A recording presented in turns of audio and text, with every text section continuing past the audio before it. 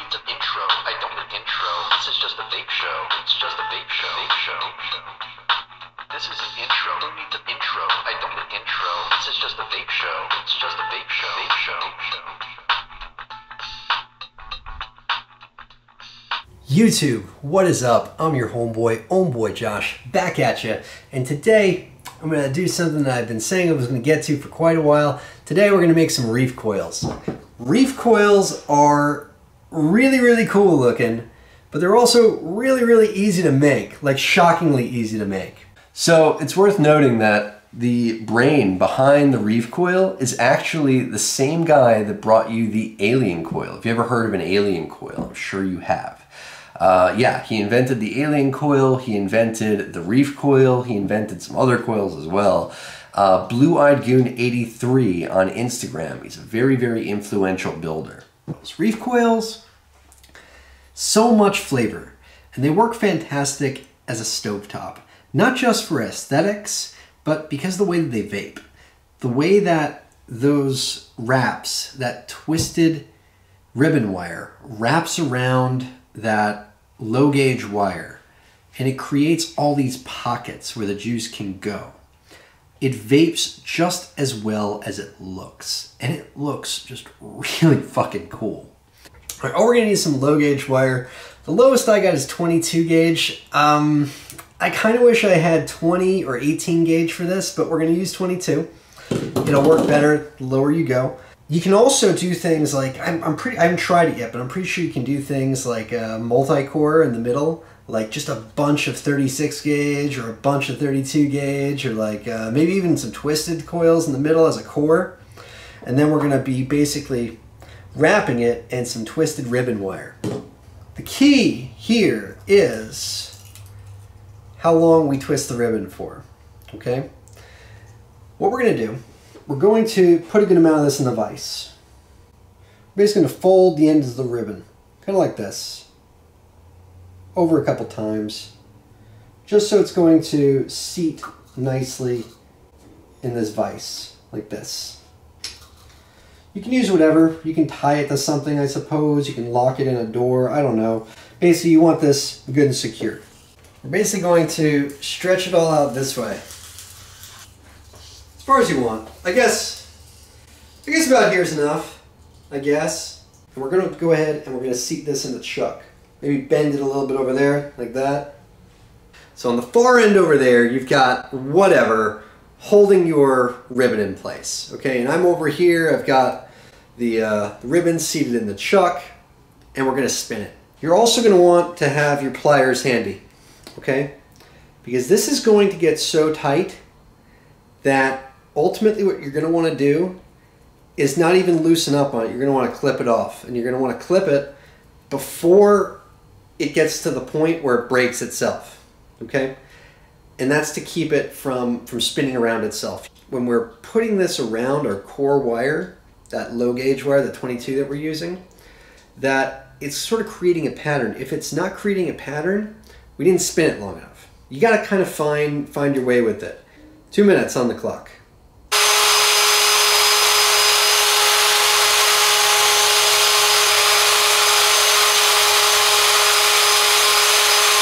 Minute 30.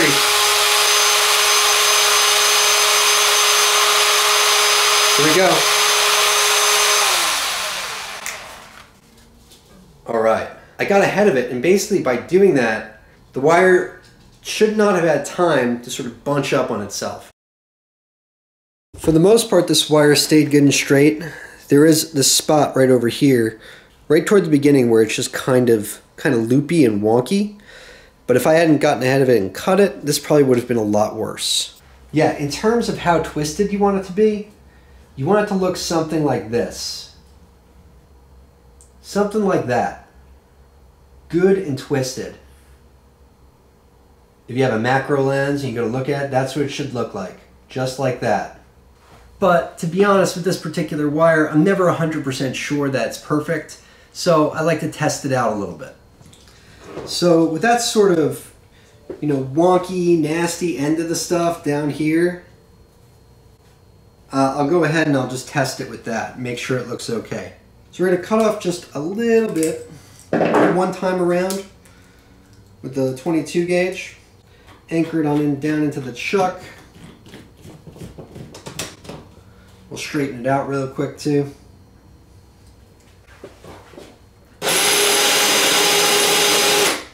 That's good and straight enough. And we'll just test it really quick.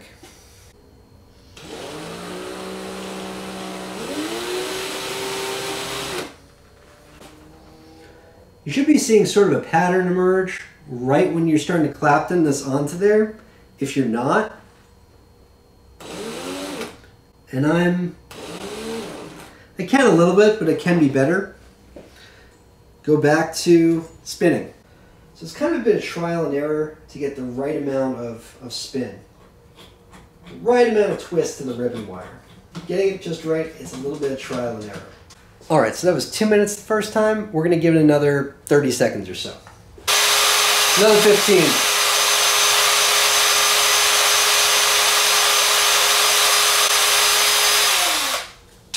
It broke. It broke before I could do this. And if it breaks, I mean, it's not like it's the end of the world. It's just a little bit more wonky. A little bit wonkier. But it's not that big of a deal. It really isn't. So let's see if it's tight enough now. See if we spun it enough this time. Cut off the excess. Bend it into place. And let's see if we spun it enough.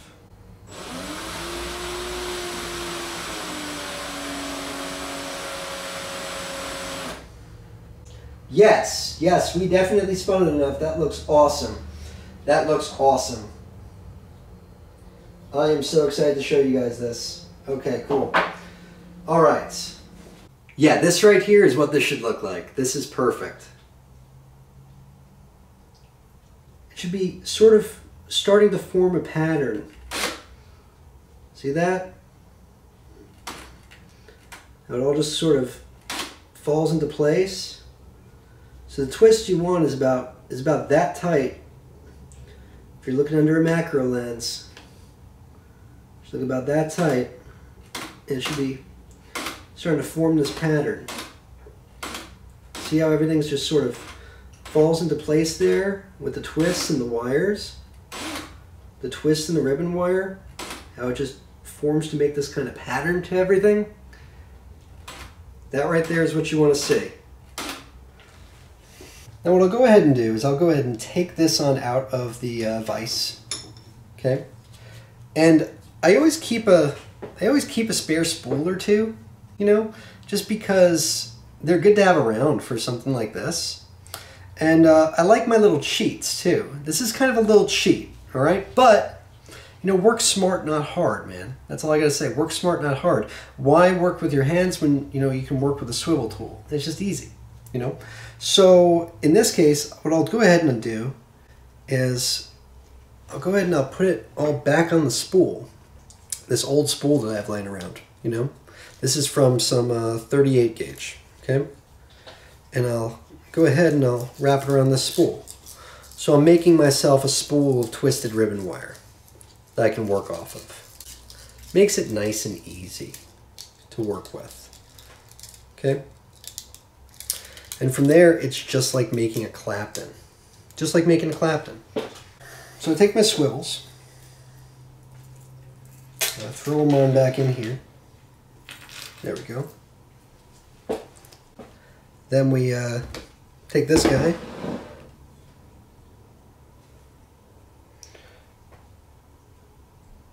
All right. Twist that around. So it's good and tight.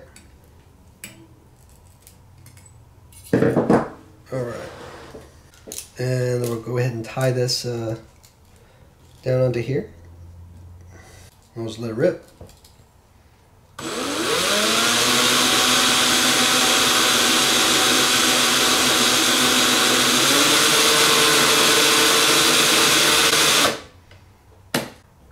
And what's really cool is you can kind of see like this pattern just taking shape, and you can just see it happening while you're doing this.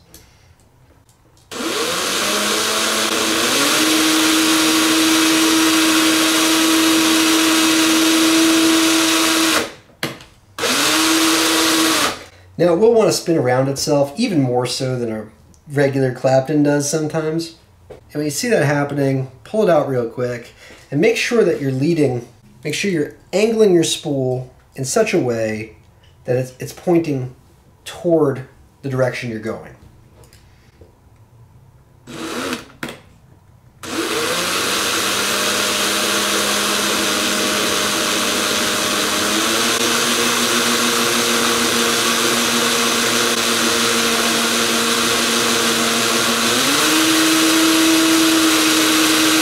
There one again. Back it on out. And forward.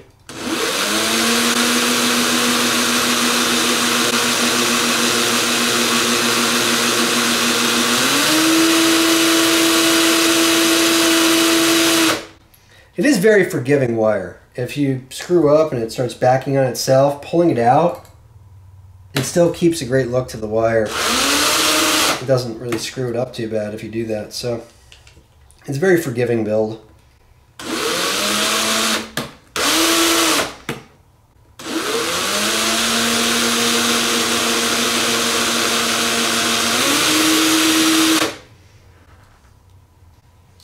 All right. And at the end, I will let it go back on itself a bit. Yeah, a little tighter than that though. There we go. All right. Just to sort of seal it in there, you know. All right. And there we have a reef. It just feels. It's like you can feel all these pockets for juice in there. There's a reason that they call this reef wire. Let me show you this. Just look at it.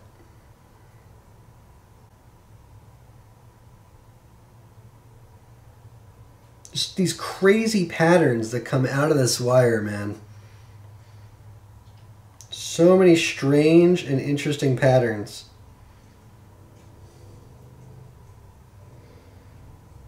It's almost like you lose track of where the original wire was twisted. And you can't find the twisted wires anymore. You just see like this mass of pattern and this organic shape to it. And you can see all these pockets that are created. These pockets where the juice is just going to collect and it's just going to create just this really flavorful, intense vape.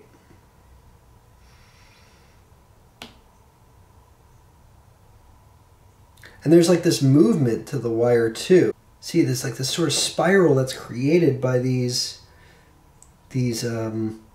twists just coming together. Just the way they come together just creates this really interesting shape.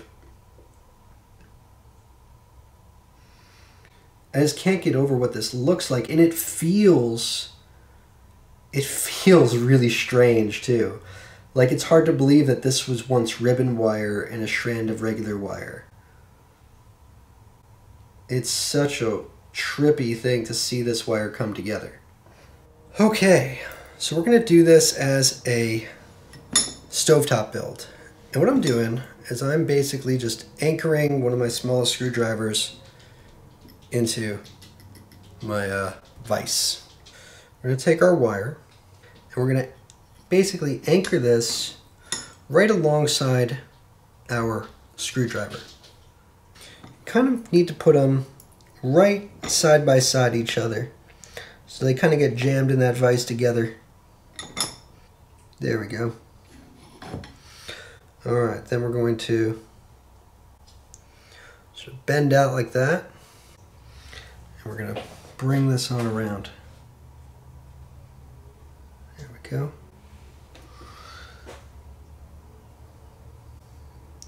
We're keeping the wraps tight to the vise. Just like this.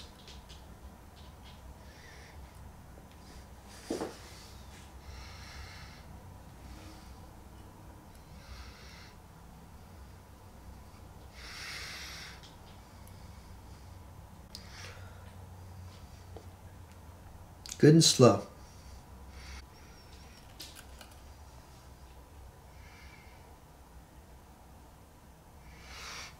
Okay. Let me go ahead and we take our pliers, where it stops curving, we go ahead and take our pliers, we bend this to make another lead. There we go. Just like that. And clip off some of the excess. Okay. There we go. That's our reef coil. I love this coil. It's just got such a unique look to it. I mean, it just creates this, it's this sense of, it's like an organic kind of thing. Not just because it's a stovetop, but I think a stovetop really accentuates the organic look of the wire. Like there are all these kinds of twirls to the way this ribbon comes together. And there are all these pockets that are made from the way that that twisted wire just interlocks with, you know, the twisted wire once it's claptoned on there. I mean, it just creates such a unique coil.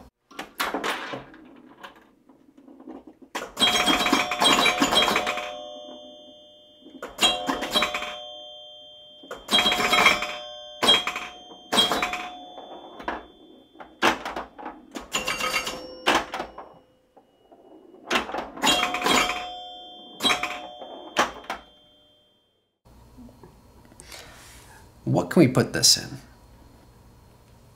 Oh, yeah, I know. It's a pi squared.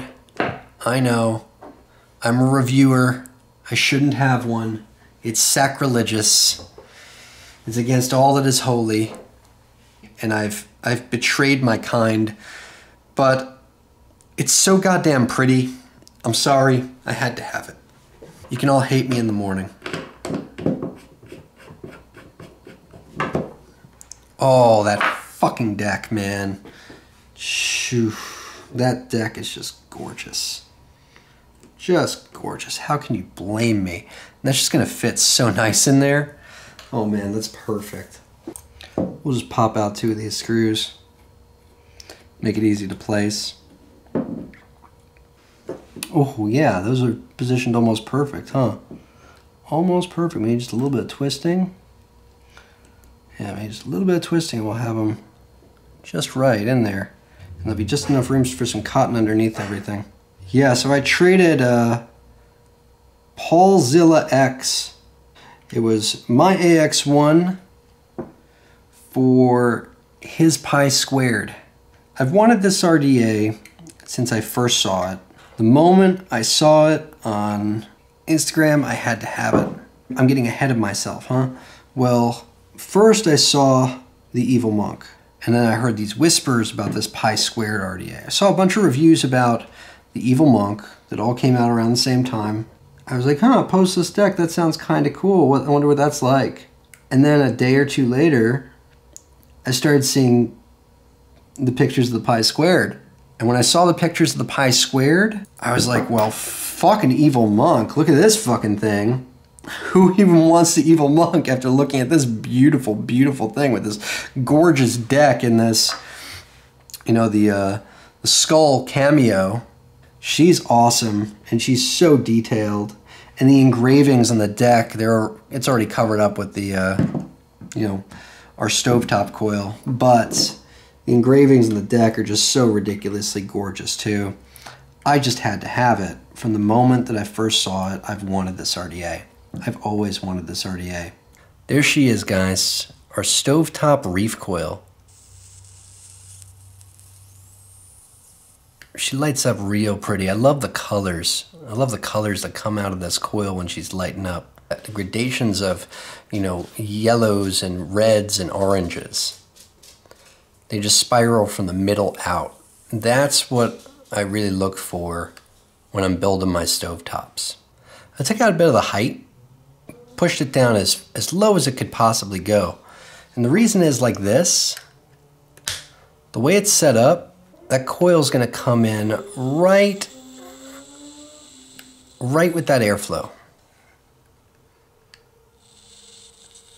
So that air is gonna travel right over that coil. It's gonna vape really nice. All these crevices where those twists meet, they're just gonna fill up with juice. It's just gonna soak up so much juice. And there are a lot of wraps to this coil. I put a lot of wraps in there. Now, the reason is mainly because surface area. Surface area is what it's all about when you're building a coil. Okay, there's a lot of surface area to this coil, so that's gonna create a lot of flavor. Now this coil ohms out at about 0.5 ohms, okay? So what I've done is I've turned it on up to about 135 watts. If I was to turn it down to 4.2 volts, which would be like a parallel box or a mech mod, it only ohms out at 0.5, so that's 34 watts. Look at the ramp up. It takes forever for that build to ramp up when it is just it wouldn't even do it. Wouldn't even get that far. It takes forever for it to ramp up.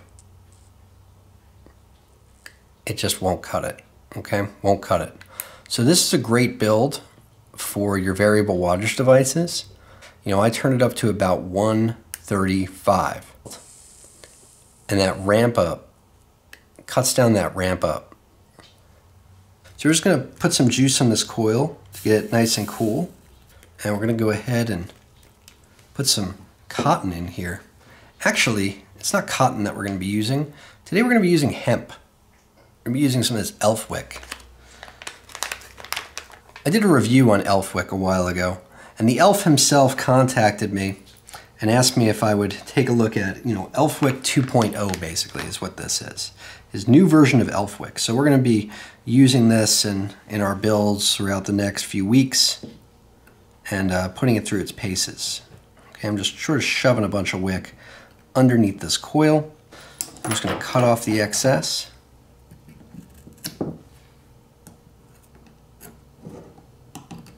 Put some more on the other side just to even it all out. The flavor on that first batch of ElfWick that I tried was pretty much put any cotton I've ever had to shame. The flavor is phenomenal and it lasts a really long time. I really, really liked that first batch of ElfWick. So I was excited when he asked me to take a look at some more. All right, so let's juice it on up.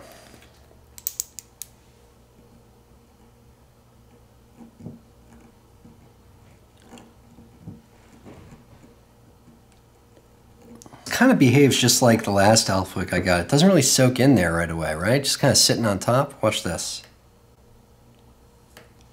Just a little bit of heat, and it all just soaks right in. Did you see that?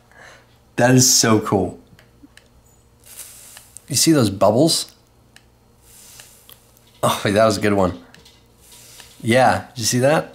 All those bubbles of that juice just immediately just vaporizing. Just vaporizing the juice immediately.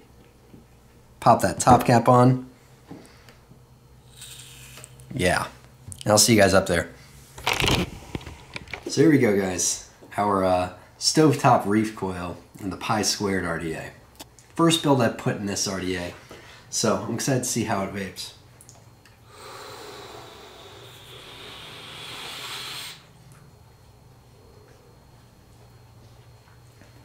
That air is just traveling right over the coil, right over that stovetop.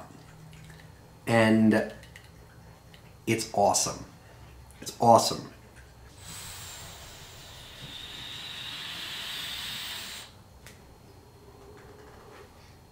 Wow. That's a lot of clouds. That's a lot of flavor, is what it is.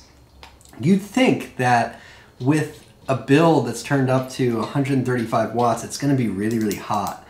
But no, it's not. It just cuts that ramp up down. That ramp up gets cut down real short. And it's just a big hit of flavor right away. That's what it's like. I really want to see someone come out with an RDA that's postless with top airflow. That would be awesome. That would be like stovetop heaven. That would be heaven for stovetop coils. That's what we need.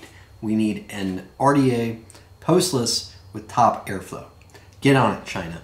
Get on it.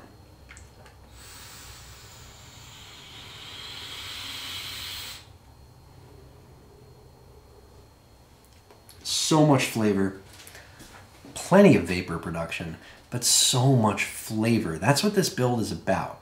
These reef coils, it's about flavor.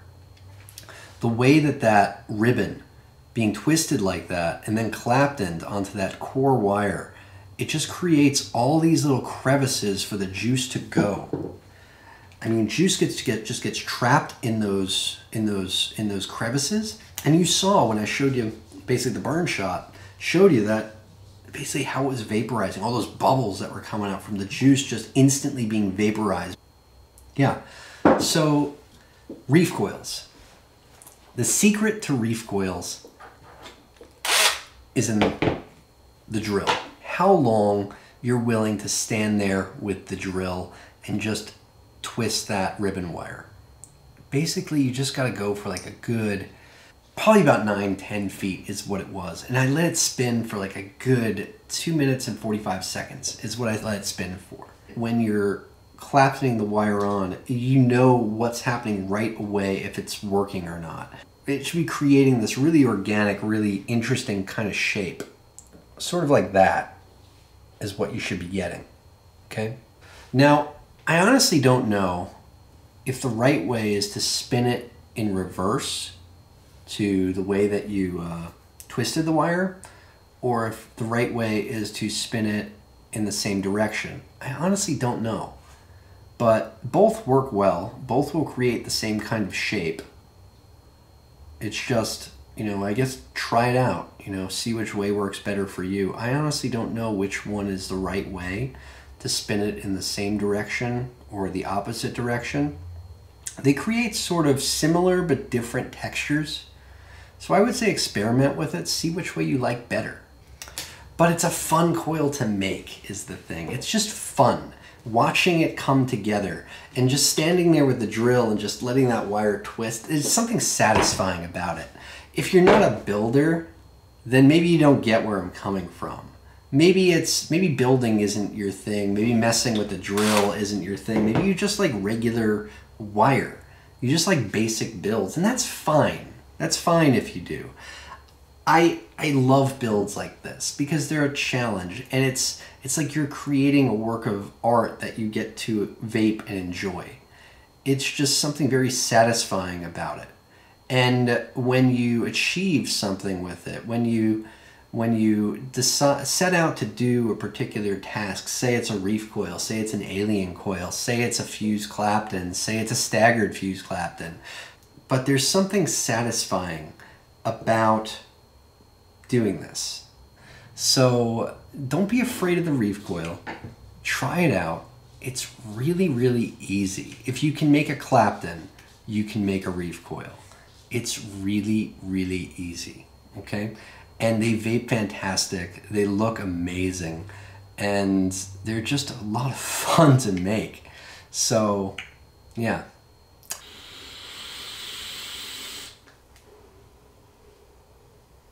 Anyway, till next time, I'm your homeboy Josh.